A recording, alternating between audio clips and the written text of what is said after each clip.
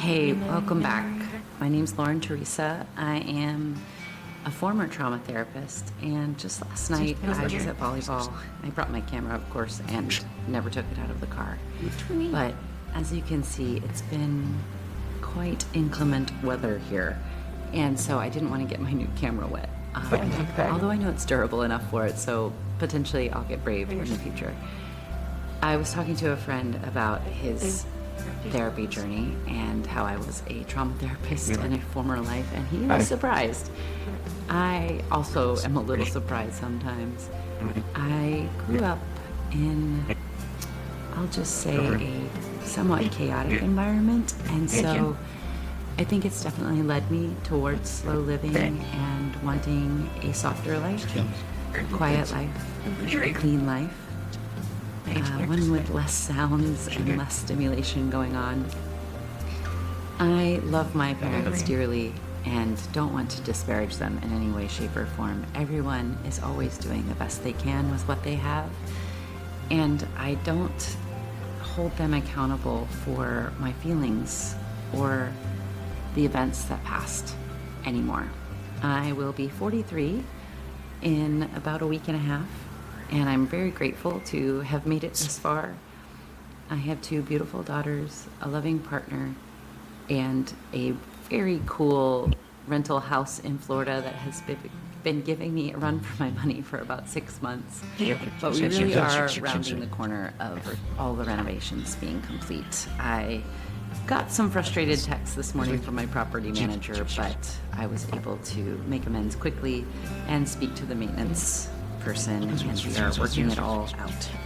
So thank you for being here, and stay tuned for more.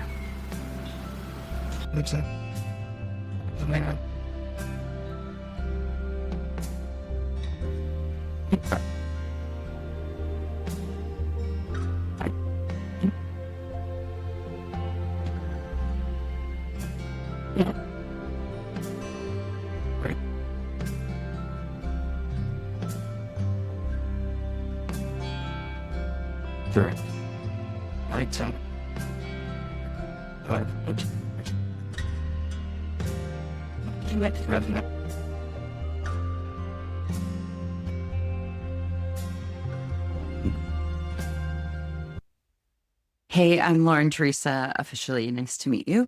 If you like slow living content and frugal minimalism content and talking about, well, real estate investing or just sort of nervous system regulation in this crazy world, I hope you're in the right place. You know, we're all allowed to grow and change, myself included. So that could change in the near future. I have several meditation videos that I've made on this channel that I decided to leave up because I love them.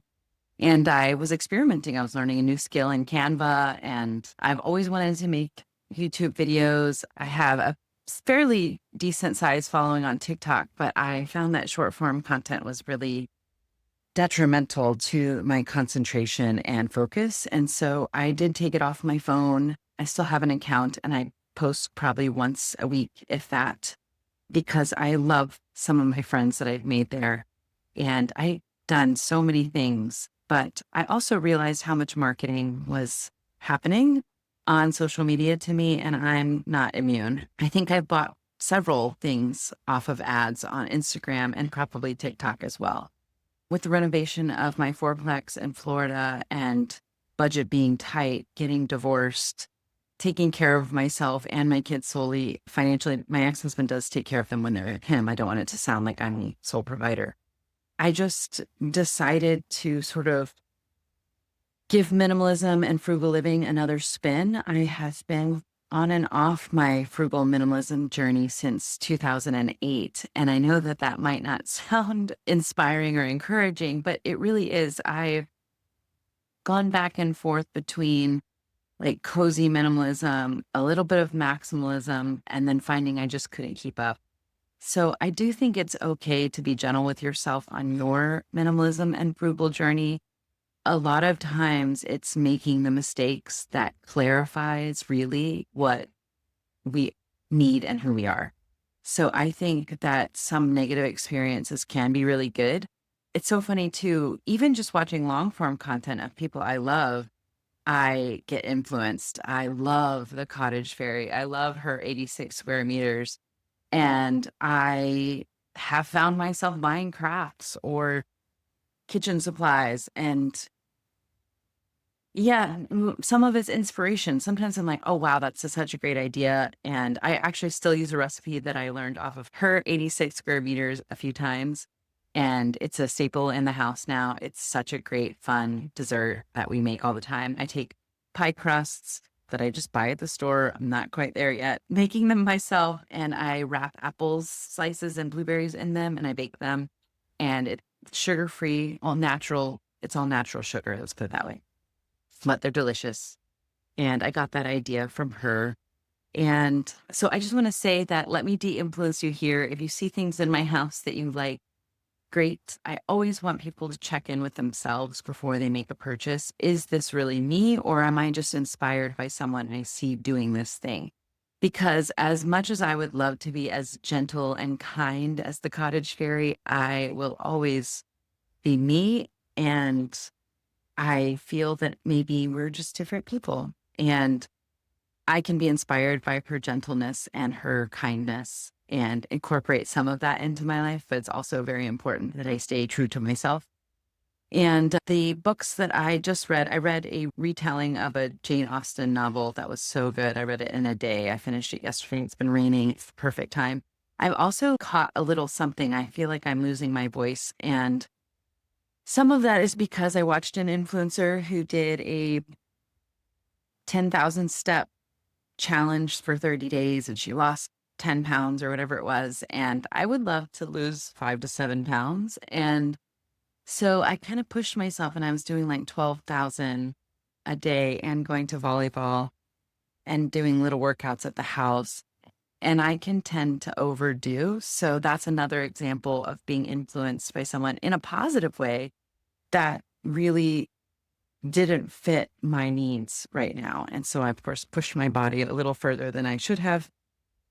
And here we are with a weakened immune system. So cautionary tale, I suppose. But I just want to say that I'm so grateful for YouTube. I would do this regardless of making any money. I would love to monetize my channel. So if you like this kind of content, please like and subscribe. I want to be a positive place on the internet. I want to be a calm, comforting place. Like I said, I was a former trauma therapist, and though that work individually, specifically, was not good for me and my nervous system, I still want to be a healing place and a loving place for those. I loved being a social worker. I may go back to it someday, maybe when the kids are older and don't need so much of my time and attention and emotional availability. So yeah, I keep my license just in case, but I'm not currently practicing with that. Right now, I am really trying to not push, but allow and let in the completion of my fourplex in Florida. I have been hopeful that it will be done sooner rather than later, but it's looking like all of the painting will probably be done in the main house by the first week in April, and then we can clean it, and then we can take photos, and then we can post it for rent. So if you're in St. Augustine, Florida, you need a good place for rent, let me know.